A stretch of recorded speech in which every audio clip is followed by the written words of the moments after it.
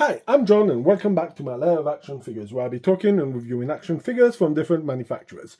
Today's going to be a video about Resaurus Toys, or Plan B Toys, they would be known as afterwards, but let's start by Resaurus. Now, I've always been a fan of better figures, better done.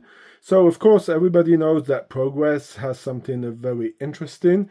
So, of course, when I heard about the Special Forces at the beginning, I think it was 2000 that they came out, in 1999 or 2000 they came out, the Special Forces. Now, Resaurus did some Street Fighter figures, so that's a bit for the history about these figures. And they came out with some military figures. So they did a Special Force Mission 1 wave, and those comported 6 figures, and they had also 3 accessory packs. So I'll be reviewing all the Special Forces. There's 4 in total. So this is going to be the first one, and I guess if you've seen my short videos, you will also know about it.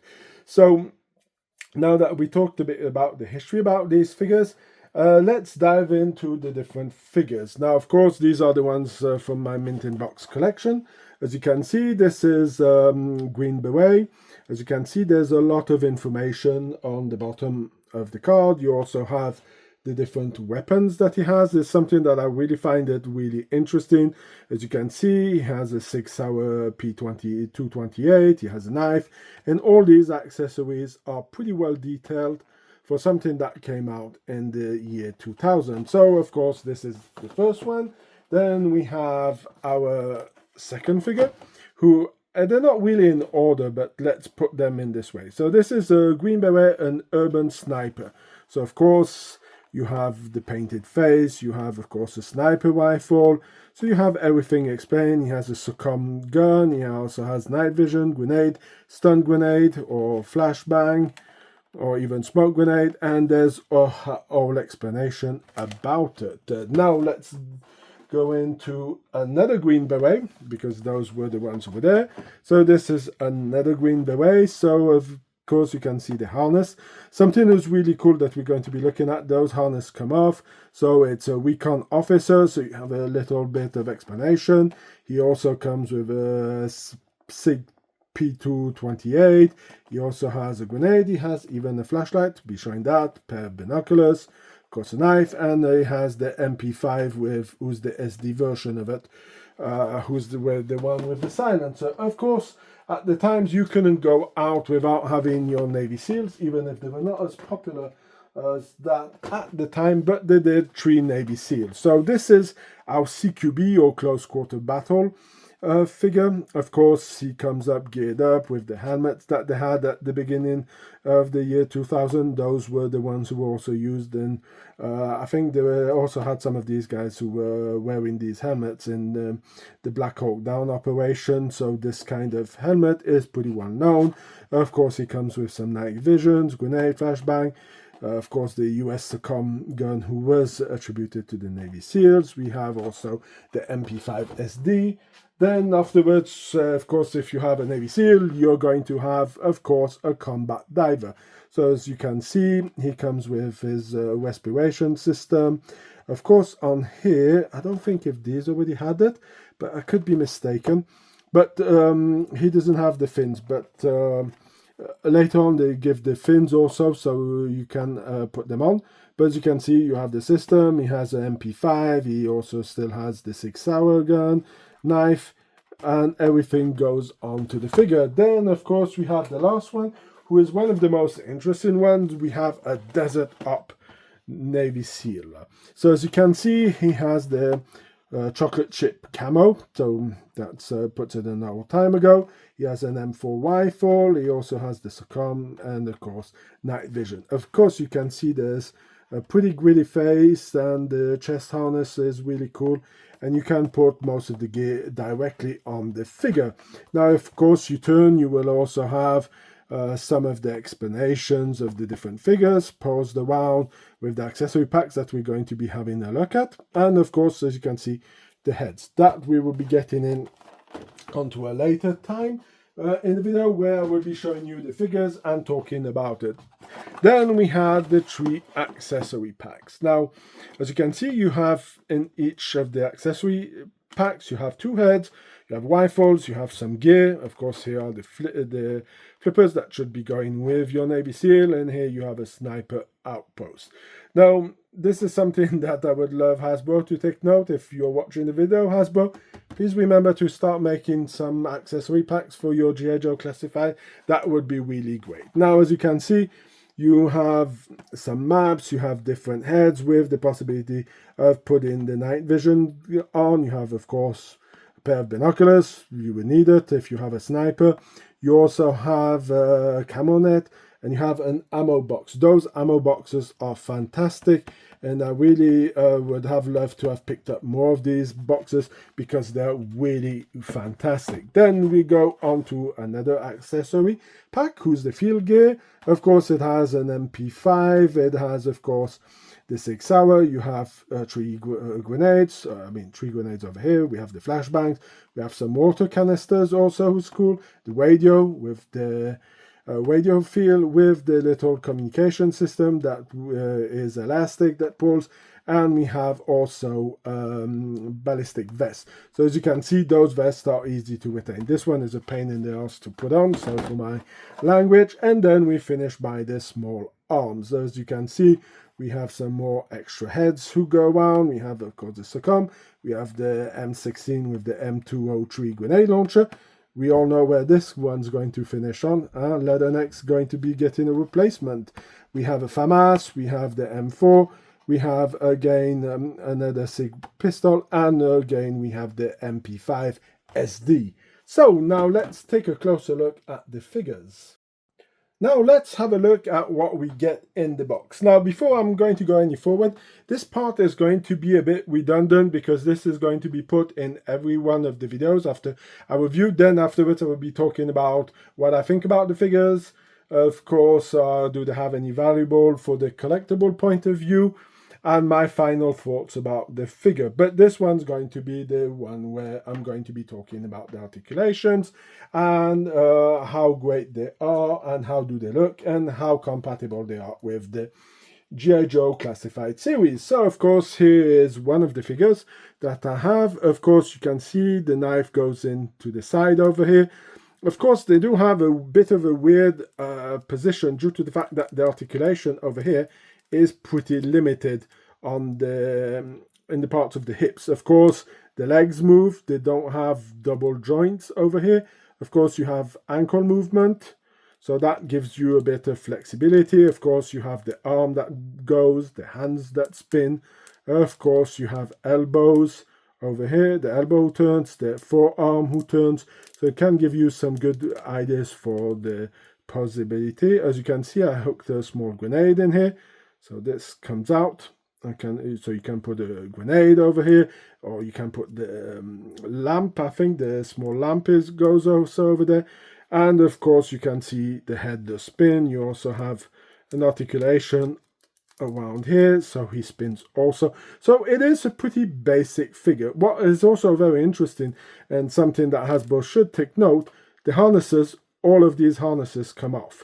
So you can pop them out over here, if I'm not mistaken. No, of course, it doesn't work when you want to show it, but it does pop out. I know that I have another one over here that I will be showing about. Also, this is one of the Navy divers, as you can see. So you do have, of course, the mask that goes over it. And if you look, you can see that they have put in here, if you can see, there's some glass. So, I mean, it's not even hollow. So if you really think about it, they really did a fantastic job on these figures, if you really think about it, for a figure that came out 25 years ago. I mean, this is pretty impressive for that period of time. Oh, right, that one didn't pop in properly. And as you can see, they're not falling apart. Well, there's some stuff that does get unglued, and we'll be talking about some of the issues at a further date. But as you can see, they look pretty neat, and you can gear them up with any kind of rifle. Let's do this also, so then you can see.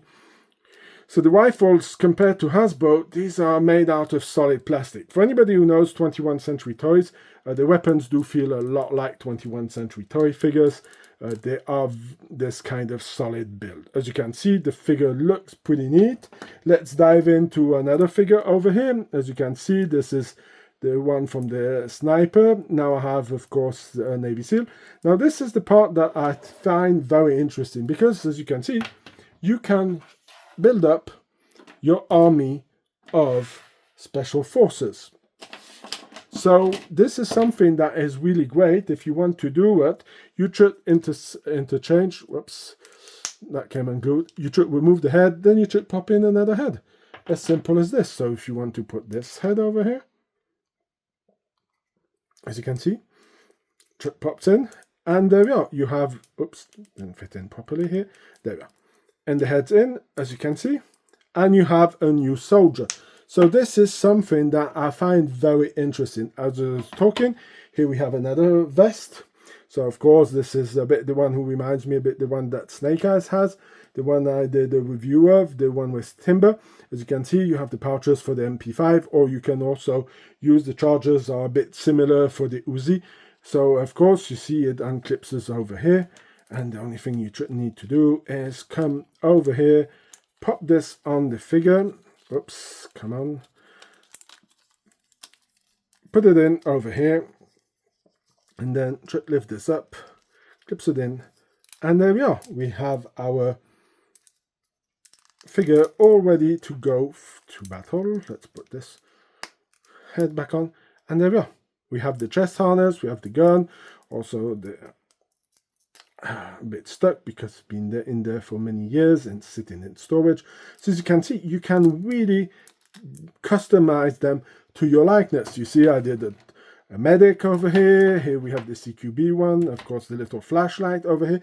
I mean, when you see the details on these accessories, I was talking about the rifles. I mean, paint job. I mean, for something that came out such a long time ago, it really looks neat. And like I said, they're not bendable plastic, so we really have some great stuff. As I was talking, like the radio has some pretty well details. I guess you can see them here. This works. I mean, all of this is really fantastic. The ammo crate have the writing on it. I mean, they really did something fantastic on these figures. Of course, you have also the binoculars, you have the flippers.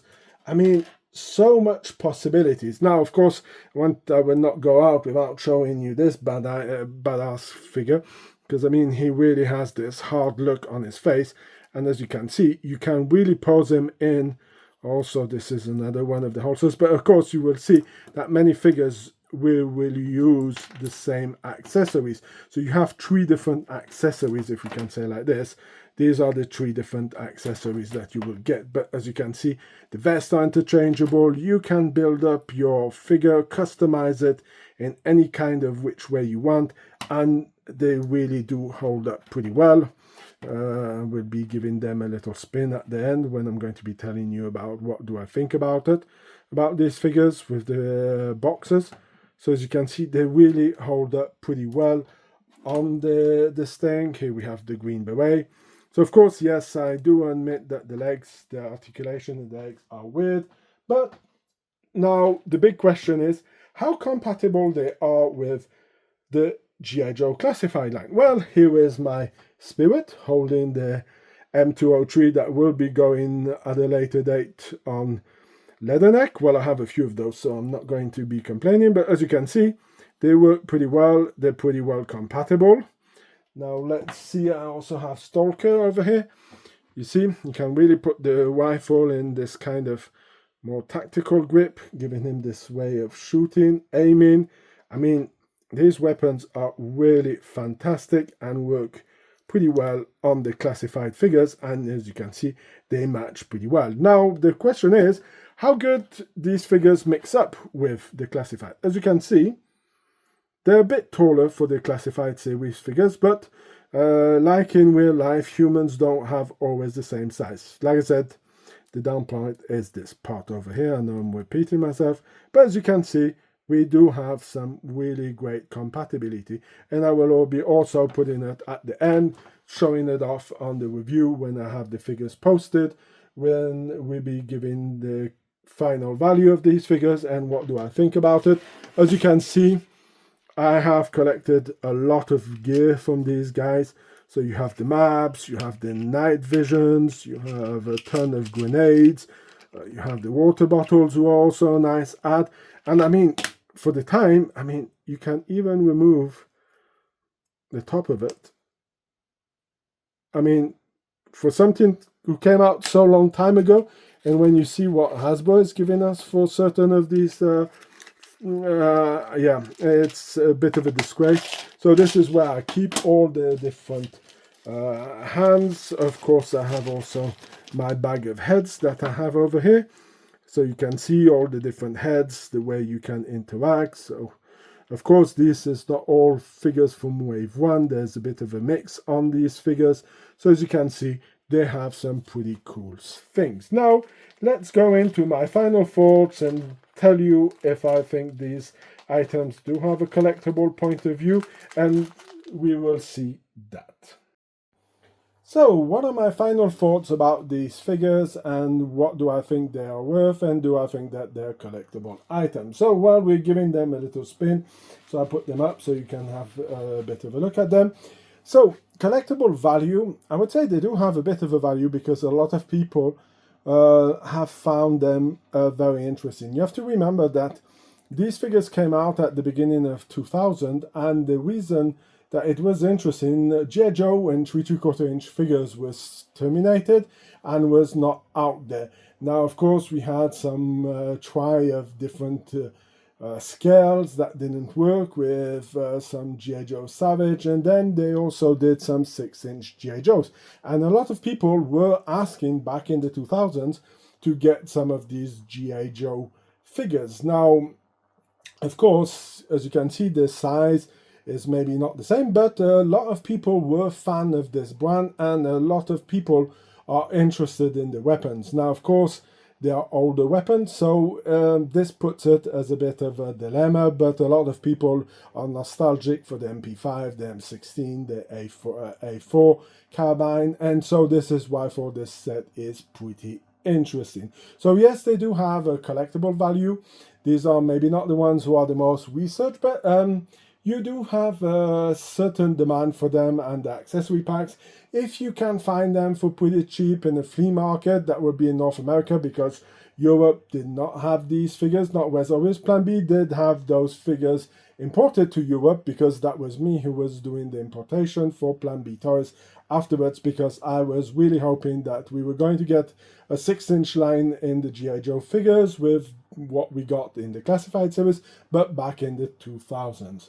So yes, they do have an interesting collectible value, and they are pretty researched because they're now pretty hard to find. Now, if I would have to give a note on these figures, of course, I would give the figures an, I would say, an 8 out of 10, due to the fact that there's a limited articulation, and I believe they could have done a lot better, because some other figures who were coming out at that time didn't have this kind of spread legs, and that puts it very impossible to use them in any kind of vehicle, even if there was not much vehicles at that time who would be suited for these figures. So that's why I'm going to give this set an 8.5. For the accessory pack, I'm going to give that a 9.5 out of 10. I'm really going to give 10, but I believe those accessory packs were really perfect for the figures, give a lot of gear, and I would have liked to see maybe some more accessory packs come out in the future. Now, this is a bit of a spoiler, because those figures did not have any accessory packs afterwards. These were the only ones who were made for the modern figures, so that's a bit of a shame, but I think they deserve a 9.5 out of 10. So that's going to be it for the review of my Resaurus Special Force figure Wave 1. If you like the video, please leave a like, share, comment. If you have any suggestions, please put them in the comments. You can go and check out my Facebook page and Instagram page, where I post pictures of my different figures that I pose in different places. So go and check it out if you want to. Until then, I hope you have a fantastic day, and I hope to see you in my next video. Bye!